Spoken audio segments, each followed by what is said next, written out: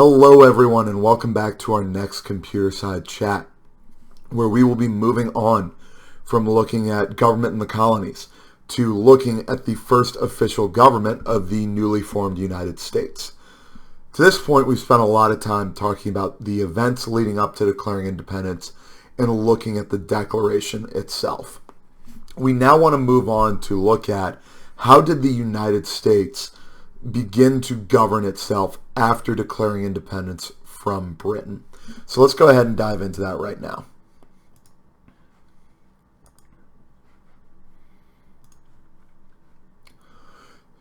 So we'll be focusing on our first constitution, a document called the Articles of Confederation.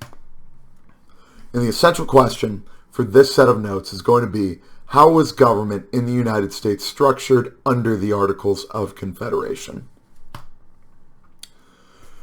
So the United States has declared independence, and after declaring independence, they have to decide, while in the midst of preparing for a war against Britain, how are we going to govern ourselves? How are we going to manage these new United States? And so they have to create a constitution, which, if you remember, a constitution is a written blueprint for how government will be structured and how it will work.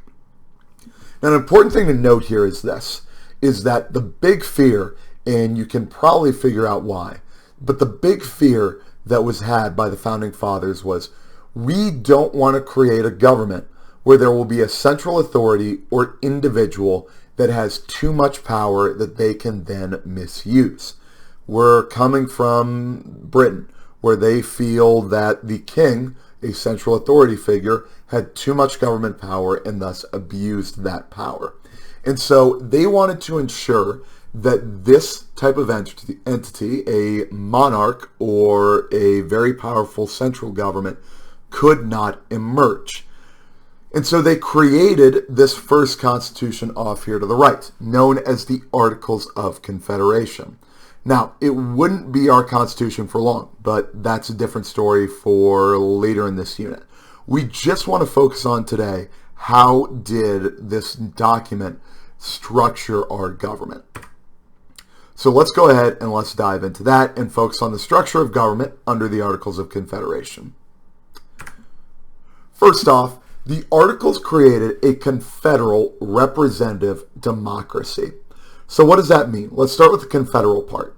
And if you remember back to our governments and economies notes, a confederal system is where the majority of power is given to the states. So under the Articles of Confederation, the 13 independent states held the vast majority of power within the United States. The representative democracy part is probably a little bit easier for us to understand. Within this government, people, citizens, would vote for representatives who would make decisions for them on their behalf. So that's the basic structure of what government looks like under this Constitution. Next, let's look at the powers of the federal government, which, again, the majority of power rests with the states. Therefore, there are very few powers that are left to the federal government. In fact, the only thing that the federal government can do, or the only things I should say, is declare war, negotiate with foreign countries, settle disputes between states, and establish postal services. Everything else is the responsibility of state-level governments. Those four things are the only things that the federal government is responsible for and has power over. Now, you're probably already thinking about some things that seem left out from that equation, and we'll get more into that here in a second. Next, we'll look at probably the most unique part of this Constitution. There is, at the federal level, only one branch of government. Specifically, there is only a legislative branch. The Articles of Confederation did not create an executive branch or a judicial branch. In other words, there was not an entity to enforce the laws, nor an entity to interpret laws with regards to the Constitution. Within that legislative branch, a unicameral legislature is created. That unicameral legislature is known as Congress. Now, unicameral and bicameral are phrases that we're going to need to understand, especially as we start to get into the U.S. Constitution. Right now, let's just focus on unicameral. Unicameral simply means that the legislative body is one united group. There is not 2 or 3 separate bodies. The entire legislature is made up of one united group of people. This group of people, again, is known as Congress. So let's look at the things that Congress can do or how it will conduct business. First off, representation in Congress is structured like this. Each of the 13 states, regardless of population, is given 1 vote in Congress. So there is a total of 13 votes. And so you're probably thinking to yourself, okay, well that means to pass a law, 7 out of 13 states must vote in favor of it. You would actually be wrong. In fact, to pass a law in the Congress under the Articles, you needed 9 out of 13 states, or a supermajority, voting in favor of that law for it to pass. And let's say you want to make a change to the Constitution, known as an amendment. Well, for an amendment to be passed, all 13 states must vote in favor of that amendment. If only 12 out of 13 vote for that amendment or that change to the Articles, then it does not pass. So there are very high bars here to either pass laws or to change the Constitution itself. Lastly, let's take a look at money and trade. First off, let's talk about trade. And this is pretty simple. The federal government has absolutely zero involvement in trade.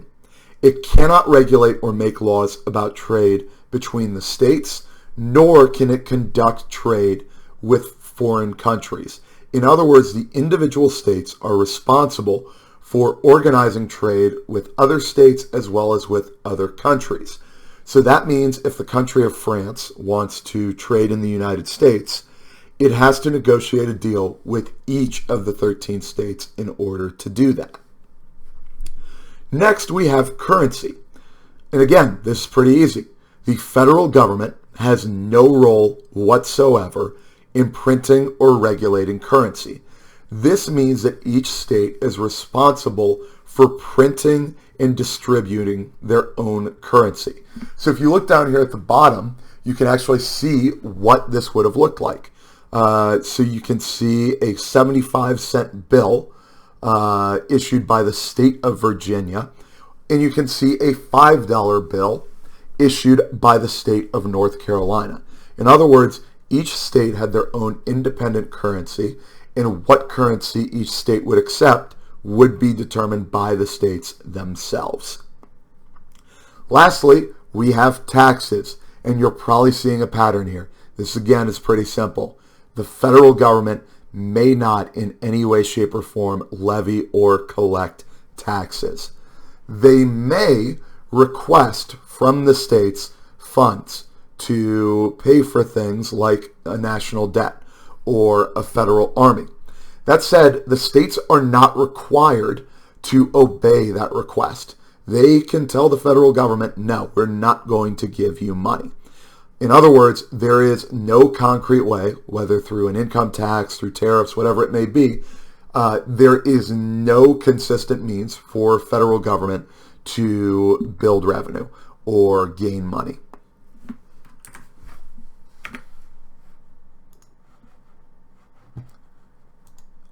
All right, so that was a really quick run through of the structure of the Articles of Confederation. We're not going to get into a lot of depth with that document just because, like I said, it's not going to exist for very long. Why we do want to make sure that we do look at it in some shape or form is because it's important to understand why it fails and the issues that very quickly emerge with this document. You're probably already seeing some things that are a red flag to you, that you can think, well, that seems like it would be a problem. Either how power is distributed, powers that don't exist for the federal government, or how power is split up across branches or the lack thereof. That's going to be the focus of the next 2 days, is looking at how these things are issues. So go ahead. If you need to rewind any of this, as always, go ahead and do that. Answer the essential question here and come in tomorrow ready to ask questions and take our quiz. Have a great night. I will see you guys then.